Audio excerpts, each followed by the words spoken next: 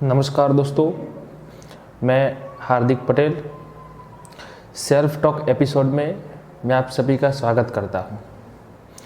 आज हम एक ऐसे टॉपिक के बारे में बात करेंगे जो जीवन की एक महत्वपूर्ण बात है, क्योंकि व्यक्ति के पास इस दुनिया के सारे सुख है।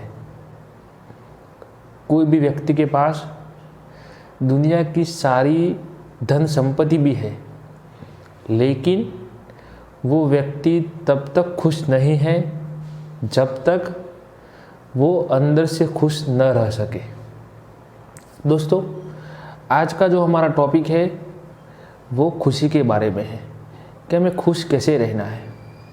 दोस्तों, जीवन में हम काफ़ी सारी चीज़ों को या काफ़ी सारी बातों को एक ऐसे मोड में जीते हैं जिसमें सिर्फ काम करने का एक आनंद हमें मिलता है, और वह आनंद हमें तब तक मिलता रहता है जब तक हम उसको अच्छी तरीके से समझ सकें।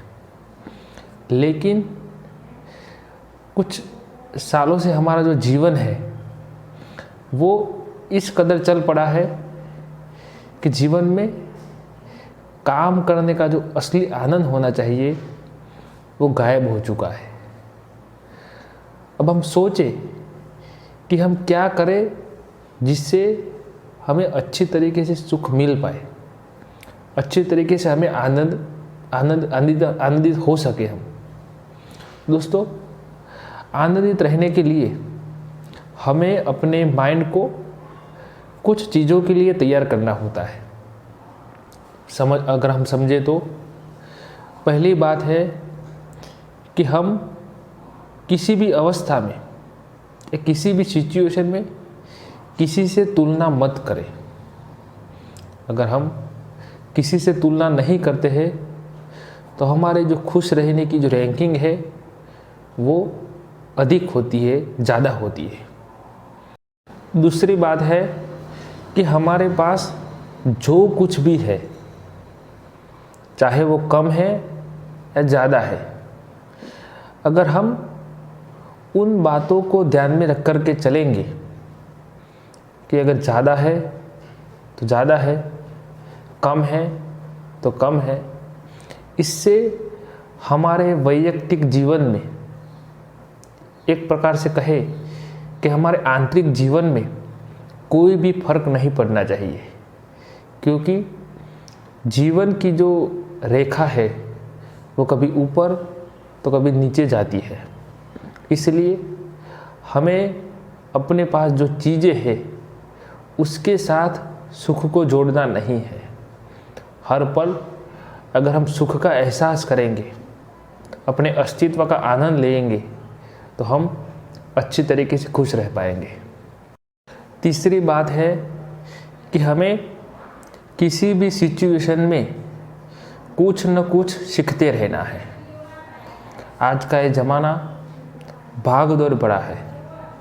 हमारे साथ कभी अच्छा व्यवहार होता है तो कभी गलत व्यवहार भी होता है। अब ऐसे समय में हम अच्छी बातों में तो खुश रह पाते हैं, लेकिन गलत व्यवहार होते ही हमारी जो मनस्थिति है वह दुख की ओर चली जाती है। लेकिन हमें वैसा करना नहीं है। हमें जब भी किसी के साथ या कोई गलत व्यवहार हो तब हमें उससे कुछ न कुछ सीखना है, अपने आप को आगे बढ़ाना है। हमें अपने मनस्थिति को उस लेवल पर ले जाना है जहाँ पर उन बुरी बातों को ख़त्म किया जाए। दोस्तों, ये तीन बातें और कई सारी बातें हैं जिससे हम खुश रह सकते हैं। खुश रहने के लिए पैसे, धन या संपत्ति पर्याप्त नहीं है। खुश रहने के लिए अपनी मनस्थिति को सुधारना होता है। अपनी मनस्थिति सकारात्मक हो तो हमारी खुश रहने की जो रैंकिंग है वो ज़्यादा रहती है। हमारी मनस्थिति पुअर हो यानी कि नेगेटिव हो तो हमारी सुख प्राप्त करने की जो अवस्था है वो कम रहती है। दोस्तों, आज के इस एपिसोड में एक बात अगर हम एक लाइन में कहें तो स्पष्ट होता है कि खुश रहने के लिए अपने आप को बदलना होता है, अपने आप के लिए नए अवसर ढूंढने होते हैं, अपने आप के लिए एक नया बदलाव लाना होता है, अपने आप के लिए एक नई तैयारी करनी होती है, तभी जाकर के हम अच्छी तरीके से खुश रह पाते हैं। दोस्तों, मैं मानता हूँ कि आप सभी को इस सलाह मशवरे से कुछ न कुछ सीखने को मिला होगा। दोस्तों, अगले एपिसोड में हम ऐसी ही कुछ बात के साथ आपके साथ आएंगे और नई बातों को जानेंगे। एक बार फिर से मैं ये बात कहना चाहता हूँ कि बातें मैं अनुभव के तौर पर कह रहा हूँ।